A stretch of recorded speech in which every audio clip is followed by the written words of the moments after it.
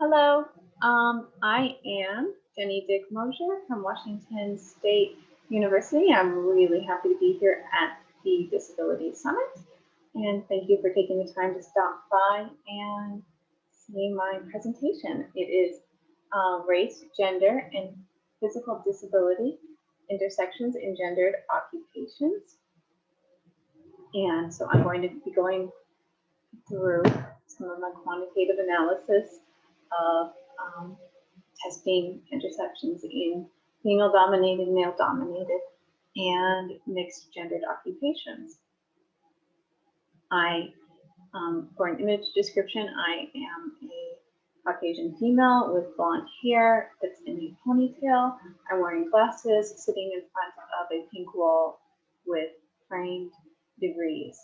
Some cats may come in and out of the frame occasionally. Alrighty. So introduction. Why does this matter?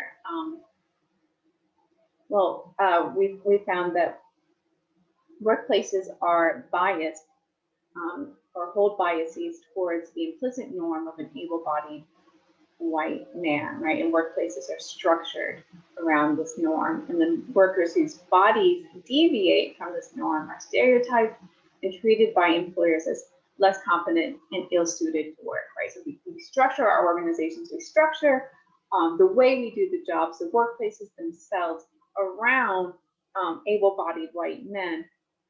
Other people that come into workplaces just don't fit as well, and it's going to appear as if it's their fault, that they're somehow not up to the task, even though the tasks, and everything else is embedded with this bias, right? So, and one result of this inequality is occupational segregation, right? So people in power kind of get to determine who gets sorted into what occupations and what occupations matter.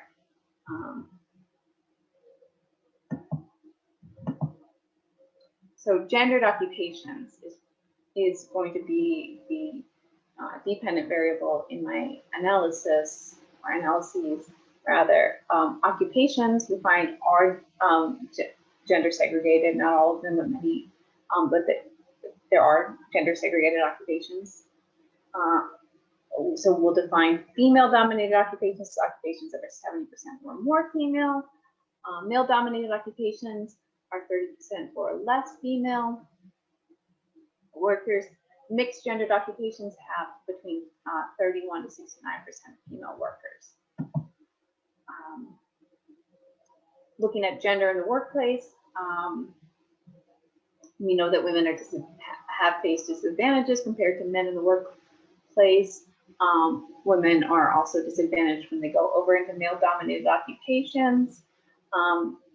But the opposite is not true, right? Men in female-dominated occupations ride the glass escalator. So here we're finding that the very structure of work advantages men, right? So even though this is the occupation that's primarily held by women, it's still not structured necessarily in a way that benefits women, or just the way that we think the qualities of a competent and successful worker still kind of are around these standards of male traits, or even the way that we perceive male workers. So men come into female-dominated occupations, they get promoted, they are compensated higher often. So they have this privilege that extends again across all occupations. But we can't say that this is all men. And so here's where we start to look at an intersection of gender and race.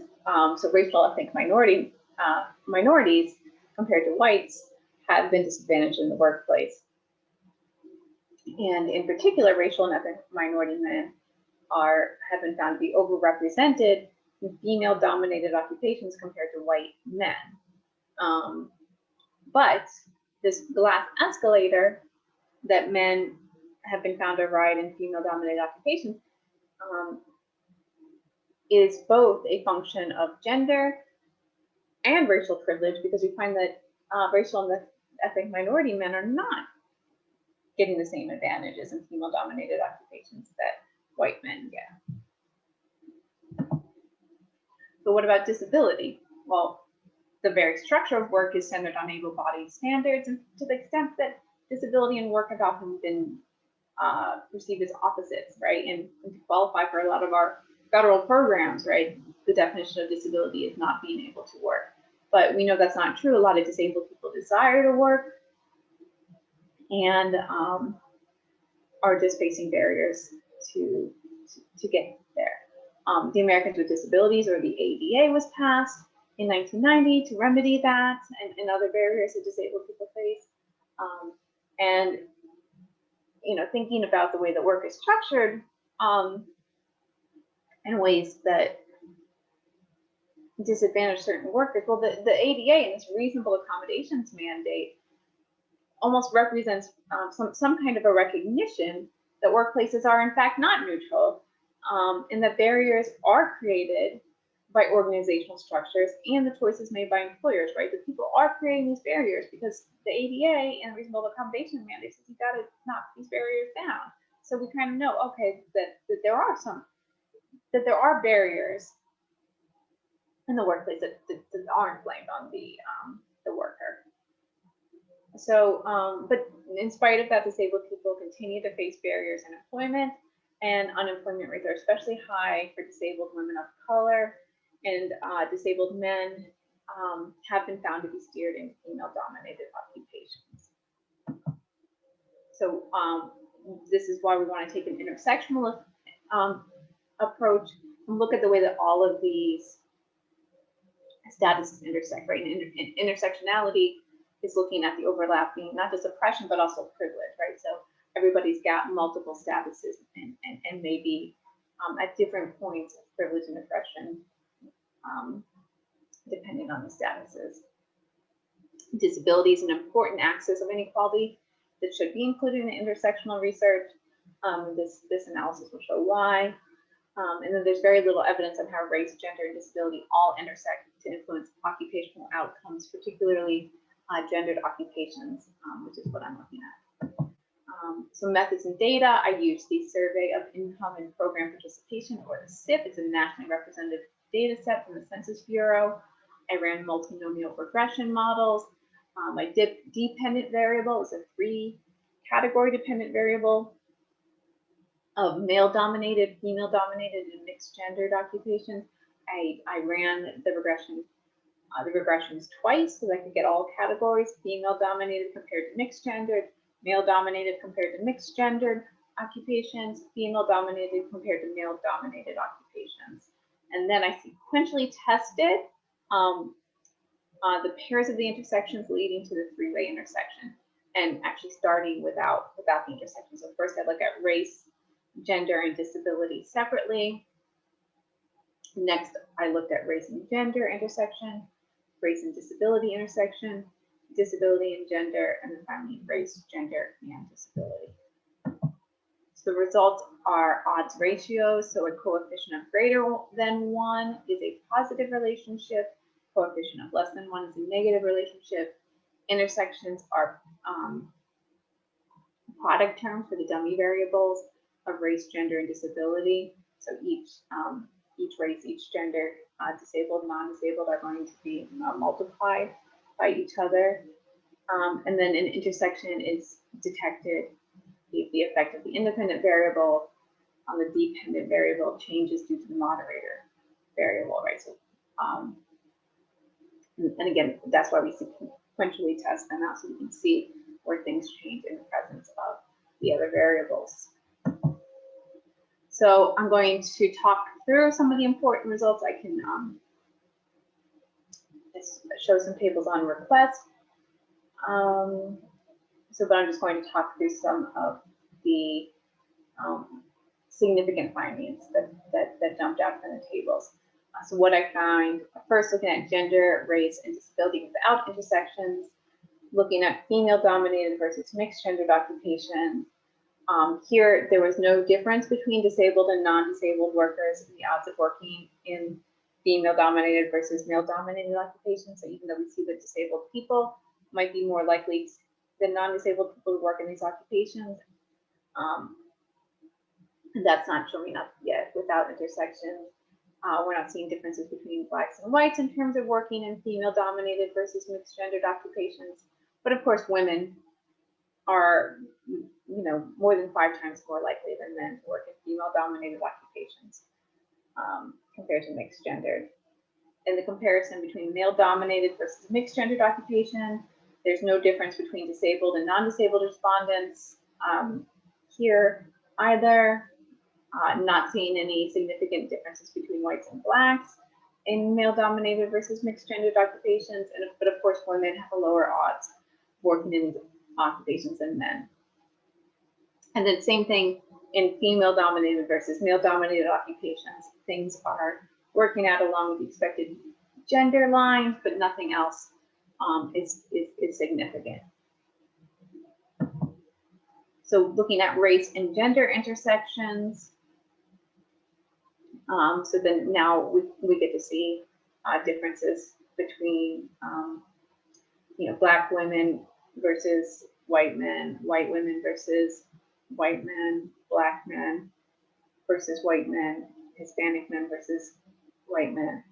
So in the comparison of female-dominated versus mixed-gendered occupations, we find that white women have an odds ratio of 5.84. Black women have a total odds ratio of 5.01. So there, to get that, I have to multiply the ratios for black women, female and black. So we find that both white and black women are at least 5 times more likely than white men to work in female-dominated versus mixed-gendered occupations. So both black and white women are kind of going along the expected gender lines. Male-dominated versus mixed-gendered occupations, black and white women are following those gender lines, both less likely to work in male-dominated occupations. And then finally, in female-dominated versus male-dominated occupations, we find that black men have a higher odds than white men of working in female-dominated occupations compared to male-dominated occupations. This is something that's supported by the literature that says racial and ethnic minority men tend to be overrepresented in female-dominated occupations compared to white men. And then white and black women still following the same gender line, both more likely to work in female-dominated occupations compared to male-dominated occupations. And again, with a comparison of white men. Race and disability intersections. In female-dominated versus mixed-gendered occupations, we find that non-disabled Hispanics are less likely than non-disabled whites to work in female-dominated versus mixed-gendered occupations. And then in male-dominated versus mixed-gendered occupations, we find disabled Hispanics have a higher odds than non-disabled whites of working in male-dominated versus mixed-gendered occupations. And then in the comparison between female-dominated versus male-dominated occupations, we don't see any new differences popping out. So race and disability isn't having that much of an impact without the absence without gender. But gender and disability, no difference here that's significant between disabled men and women compared to non-disabled men as a whole.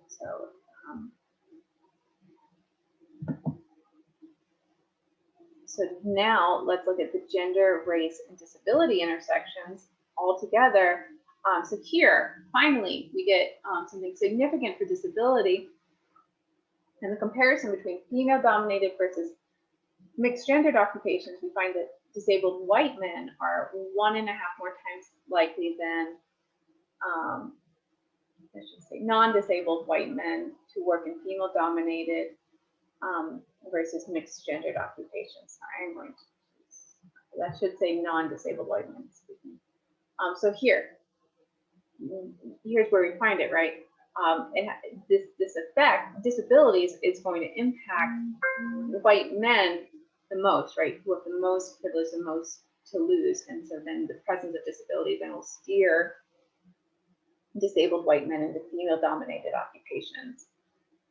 We find that non-disabled white women and disabled white women are both more than 6 times more likely than non-disabled white men to work in female-dominated versus mixed-gendered occupations.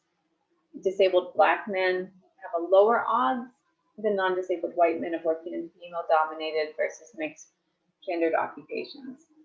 So here, again, finding an interesting intersectional effect, right? So the literature would state that Black men are more likely than white men to work in female-dominated occupations, but that's not true for all Black men, depending on their disability, right? So disabled Black men are actually less likely in this comparison to work in female-dominated occupations. And Black disabled women have a much higher odds than non-disabled white women of working in female-dominated versus mixed-gendered occupations. Their odds ratio is 44.65, so very likely to work in female-dominated occupations. Looking at the comparison of male-dominated versus mixed-gendered occupations, non-disabled white women have a lower odds than non-disabled white men of working in female-dominated or in male-dominated versus mixed-gendered occupations. Right? So that's, again, expected. And then we find that disabled white women actually have a slightly higher odds of working in male-dominated occupations versus mixed-gendered occupations compared to non-disabled white men. And then finally, the comparison of female-dominated versus male-dominated occupations. Disabled white men are more likely than non-disabled white men to work in female-dominated versus male-dominated occupations. Again, here we go. What we expected to find, but it's really disabilities having that impact on white men.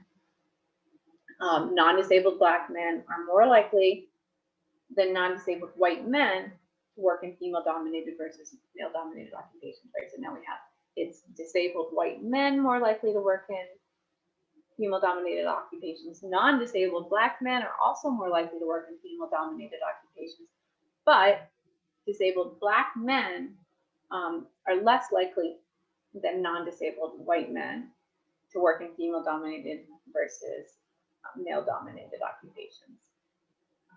So things are, so here we see this effect of race and gender is also contingent on disability. So in conclusion, disability, gender, and race are inextricably linked in predicting the gender of occupation. Physical disability impacts the privilege that white men have in the workplace, steering them then into female-dominated occupations. But not all Black men are more likely than non-disabled white men to work in female-dominated occupations, and the same way not all disabled men. And that disability intensifies the likelihood of Black women working in female-dominated occupations. And so that is a brief look at my findings. And thank you. And again, I'm Jenny Dick-Mosher. If you want to reach out to me, my email address is j.dick@wsu.edu. Sorry, I'm going to stop the recording. Thank you.